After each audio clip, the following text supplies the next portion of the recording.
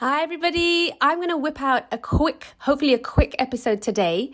And it's on the topic of when should you quit your job? Or should you, because one of the episodes before, you can go listen to it, one of my students in my community said, should I quit my job? And she gave a real example of she didn't have 6 months emergency funds. She didn't have another job secured. And she said, should she quit her job? And I gave some real advice. Basically, the summary of that was, don't quit your job. And why? But then I don't want to demotivate all of you, because actually there are times when you can quit your job, and you should. And I'm a prime example of that, because I actually quit my corporate job after building myself up for 8 years. And I in inverted commas, threw it all away to start from scratch again. So at what point should you quit your job? And I'm going to make it quick. I can go into detail about this. But for me, the decision I made was this. I made sure I had at least 12 months emergency funds. And when I mean by emergency funds, I'm not saying money that you need to spend and splash out and go for dinners. For my definition of emergency funds is how much do I need per month just to survive, not to save. If I just need to pay my bills and rent and just break even, how much is that? So I actually wrote it down. So you can start the process when you're trying to decide if you should quit your job. Step 1, take a sheet and write down all your essential bills. So only bills that are essential, meaning, for example, I'd probably take out non-essential bills like a lot of subscriptions. If you have subscriptions, or eating out a lot, I'd take that out of the calculation. We're talking about survival here, okay? So just write down how much do you need to survive per month. So rent plus groceries plus electricity bills. I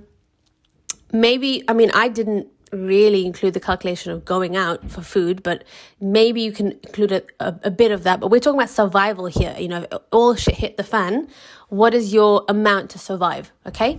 So I wrote that down, and then I times that by 12. So I said, if I don't have any income coming in for 12 months, how much do I need to avoid being homeless and getting into debt in terms of being behind with my bills, right? And that is the number I needed to have saved, first of all, number 1.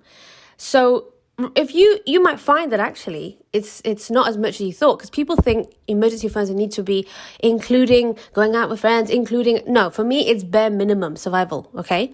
So that's 12 months.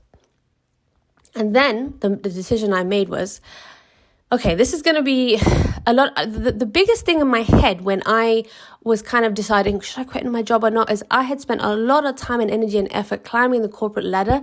I had law degree and masters. I spent all this time and energy and effort getting there. And I was there now, and I was moving on. I said, if I quit now, it's all a waste. That's number 1. And number 2, I said, I'm missing out on climbing more. If I quit my job now and I take a break and I try and explore the things for a year, I'm missing out on promotion opportunities. I'm falling behind. That's what I said. I'm falling behind. And I don't know if you're listening to this and you're questioning, should I quit my job or not? If you're thinking that, you're like, if I quit now, I'm going to be falling behind my savings. I'm going to be falling behind with promotion opportunities. And what I decided in that moment and how I made my decision was, you can always go back to the job that the similar type of job you had, right? Or at another company. And I also told myself, okay, fine. 1 year of savings I've missed out on. 1 year of climbing the corporate ladder. But if I go back, I have the rest of my life to work and do the same thing again, right? And what is 1 year, one precious year, one gift that I can give myself to try something new, to take a break, to explore, to travel, to try a different area? And that is exactly how I made that decision and how it made it easy for me, because it was against what society and all my work colleagues, like, I got called dumb multiple times. They're like, you're a dumbass. Why are you quitting your corporate job? You're in a good position. I was offered a promotion, and then I quit my job. I was in New Zealand at the time. And the decision I made was because I said, if it goes wrong, so I kind of looked at it 2 ways. If it goes wrong in a year's time, I've tried everything and it didn't work out, I will go back to a similar job. I can always get a banking job. Maybe not the same salary, no problem. I can go back to a similar job, maybe lower pay because I've been out of work for a year. But then I can always go back to it and work my way up again, right? Have the rest of my life to do that. That's if it goes wrong. The worst case scenario is actually not that bad. I will go back to a job, similar job, and then continue working till I retire. But what if it goes right? What if in that year I discover a passion that can be monetized? What if I find something that brings me joy and helps other people and actually replaces my corporate job income? And what if I don't take this year? Am I comfortable with knowing for the rest of my life and wondering and regretting? Because it's 1 year. And I decided that to kind of the worst case scenario and mitigate it. The worst case scenario is not a worst case scenario. I will go back in a year to the same job or a similar job.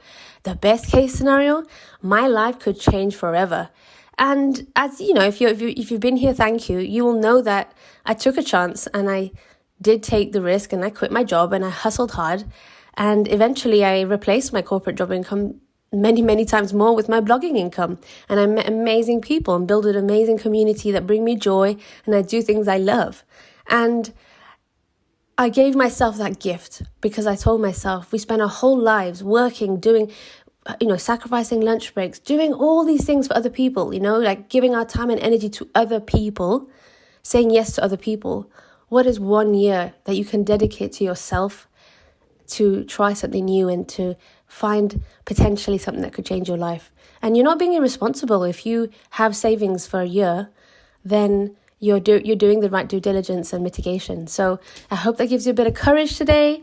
If you want any more questions on my journey and how you can do it and potential jobs, how to find your passion, drop me an Instagram message. I always reply to my DMs to my community at Aisha Priest. You can also join my email community. I always respond to emails and I send weekly emails on how to make and save extra money with blogging and also side hustles at outandbeyond.com. Thanks for listening and I hope you have a great day. I just want to add something which is very, very important and something I factored into account when helping me quit my job was you can actually quit your job sooner and need less emergency funds if you can actually spend that year in a low-cost country, okay? And so for me, if say you're living in say Ireland or the US, where your living expenses and your rent is going to be much more expensive than say living in Indonesia, in Laos, in Vietnam. And I've been to all these countries and they have amazing food, they have great affordable rent, fast Wi-Fi, they're safe. I travel to a lot of these places alone. If you're careful and just savvy, you can move to these places and also with, a lot of these places allow you to stay there for 90 days as a tourist.